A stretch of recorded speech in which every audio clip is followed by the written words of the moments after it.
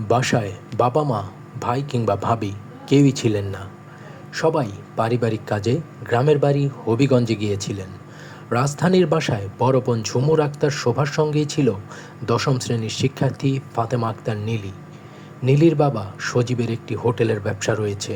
অন্য সব কর্মচারী ছুটিতে থাকলেও ঢাকায় ছিলেন হোটেলের কর্মচারী মিলন। গত বৃহস্পতিবার ৮ জানুয়ারি রাতে খাবার আনতে নীলির বাসায় যান মিলন। রাত তখন ১১টা। এত রাতে দরজায় কড়া নাড়তেই ক্ষেপে যায় নীলি। এত রাতে কেন এসেছেন? সন্ধ্যায় আসতে পারেননি? নীলির এমন প্রশ্নেই ক্ষিপ্ত হয়ে ওঠে মিলন। ঘটনার পরিক্রমায় নীলিকে গলা কেটে নির্মমভাবে হত্যার অভিযোগ উঠেছে হোটেল কর্মী মিলনের বিরুদ্ধে।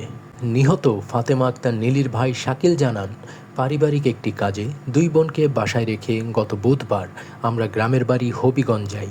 আমার বাবার একটি হোটেল ব্যবসা রয়েছে। গ্রামের বাড়ি যাওয়ার সুবাদে হোটেলটি বন্ধ ছিল। আরও যারা কর্মচারী ছিল তারা সবাই ছুটি নিয়ে চলে গেলেও শুধু মিলন ঢাকায় ছিল। পরদিন বৃহস্পতিবার রাত ১১টার দিকে মিলন আমাদের বাসায় খাবার আনতে যায়। বেশি রাত হয়ে যাওয়ায় আমার বোন অনেক রাগারাগি করে। সে বলে, এত রাতে এসেছেন কেন? সন্ধ্যায় আসতে পারলেন না? এরপর খাবার নিতে আসলে সন্ধ্যার সময় আসবেন। তিনি আরও বলেন, রাতের ঘটনায় ক্ষিপ্ত হয়ে ওঠে মিলন। সেদিন দরজার নিচ দিয়েই তাকে খাবার দেওয়া হয়।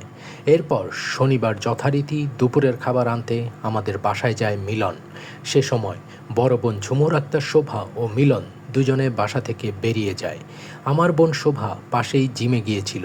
জিম থেকে ফিরে বাসায় ঢুকে দেখে সব কিছু তছনছ। নীলি বেসিনের সিঙ্কের নিচে উপুর হয়ে পড়েছিল। পরে হাসপাতালে নিয়ে দেখা যায় আমার বোনকে গলা কেটে হত্যা করা হয়েছে।